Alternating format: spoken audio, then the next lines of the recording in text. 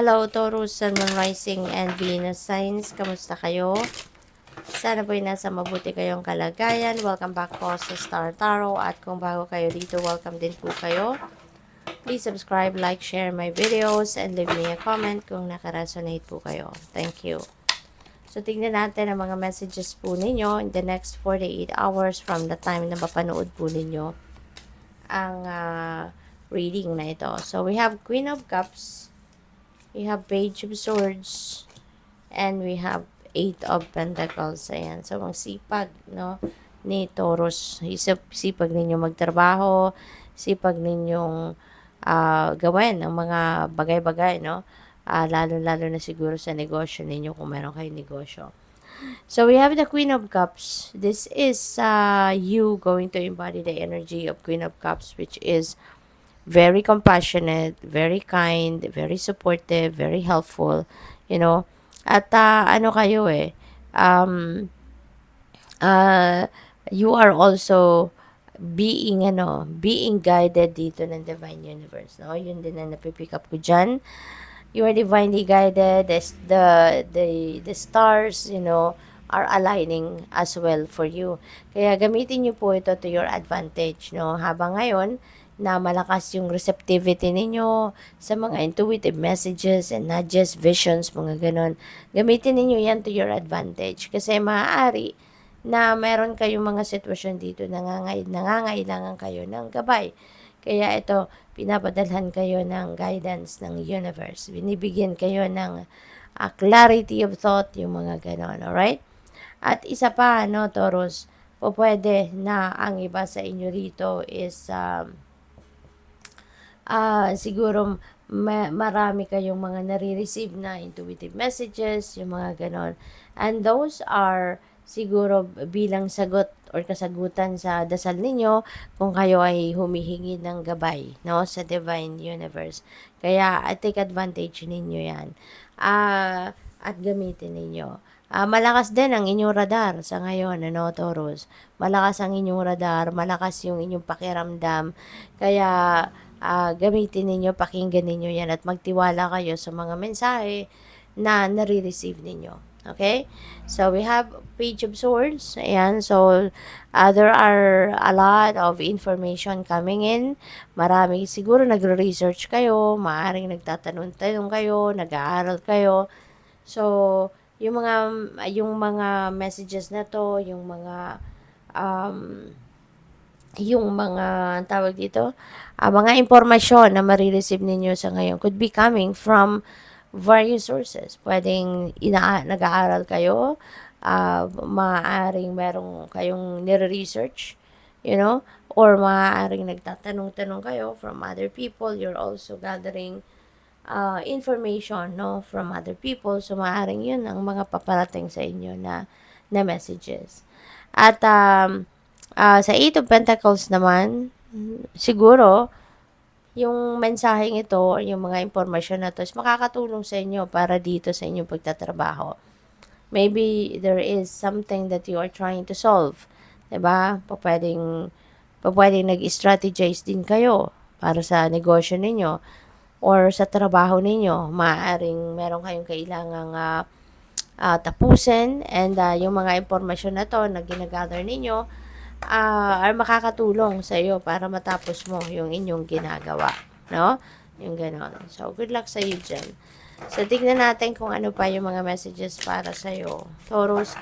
And by the way, maraming salamat muna for subscribing to my channel. And if you haven't subscribed yet, subscribe na po kayo. Thank you. So, we also have wealth. Wow. Mukhang may perang paparating sa inyo rito, Taurus, and yung wealth na to, hindi lang ito pipitsugin, ano, hindi lang ito putso-putso na kayamanan or kaperahan or material na bagay na maaring dumating sa inyo, but this could be big time, no? Pwedeng windfall of money ito, no? Maaring meron kayong panalo sa mga game of chance or pwedeng pamana ito sa inyo or baka bunga ng inyong pagsisikap, no? Maaring this is a huge amount of money coming in at pwedeng galing ito sa investment ninyo or pwedeng galing sa trabaho ninyo. Baka meron kayong malaking bonus na marireceive, no? We have physical health, grounding, and foundations. Ayan, so kailangan wag ninyong kakaligtaan yung pag-aalaga sa inyong sarili. Okay? Always put your physical health and your overall health, no? On top of your priority. Okay? Dapat lagi yun ang uunahin ninyo. Yun ang ipaprioritize ninyo. Para kahit marami kayong gagawin, even if you have too much on your plate, di kayo magkakaproblema kasi maganda ang inyong pakiramdam. You are in good health. Diba? Kaya kailangan na i-prioritize ninyo lagi yung inyong physical and mental health and your emotional health. Okay? There is also a need for you sa ngayon to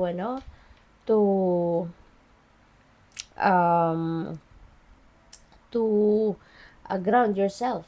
I-ground ninyo ang inyong sarili para hindi kayo aligaga, para hindi kayo fragmented, para hindi all over the place ang nararamdaman ninyo. Alright? So, what else? We have risk. You are going to take risk. Sa ngayon, siguro, mayroong mga opportunity dito na pwedeng dumating sa inyo rito na maaring pumukaw ng inyong passion, pumukaw ng inyong damdamin na kakayanin ko na to. Diba? Kung dati, siguro takot kayong pasukin ang ganitong klase, maaaring negosyo yan or career, pero ngayon, you are ready to take risk. Maglalakas ng loob na kayo na pasukin, gawin, ang bagay na ito, kung ano man ito. Handa na kayong subukan, ang mga bagong sitwasyon, bagong oportunidad, So, good luck sa'yo. So, tignan natin kung ano pa ang mga messages ni Taurus. We have number 1, new beginnings. Wow. So, you're definitely going to take risk. Diba? So, ito na yun. Ito yung sisimulan ninyo. This is the new beginning. So, it could be anything. It could be anything. Yung new beginning na to could be trabaho, career, negosyo. It could be a new relationship na papasukin ninyo. So, depende yan sa inyong sitwasyon. And by the way, Taurus, there is a join button po sa baba ng video. Kung interested po kayo na mag-join sa channel, yun lang po yung pipindutin ninyo. We also have health. See? Diba? Meron tayong physical health, grounding, ganon. No? So, this is an important reminder para sa inyo, Taurus. No? Alagaan ninyo ang inyong kalusugan. Alright? Ito yung i-prioritize ninyo sa ngayon. Maaring siguro ang iba sa inyo baka meron ng mga nararamdaman discomfort sa katawan, 'di ba? Kaya or mga imbalances na nangyayari sa iba't ibang parte ng buhay ninyo. That is also already a signal, na there is imbalance lalo na sa inyong kalusugan. Okay? Kaya this is a very important reminder para sa inyo. So, what else? We have completion. Ayan, so meron na kayong matatapos, Maaring meron ng matatapos na project, meron na kayong matatapos na kung anumang venture na to. Maybe it's coming to its completion, so maa-achieve mo na, maa-accomplish mo na to. Kaya congrats and good luck. Thank you for watching. Love and light. Namaste.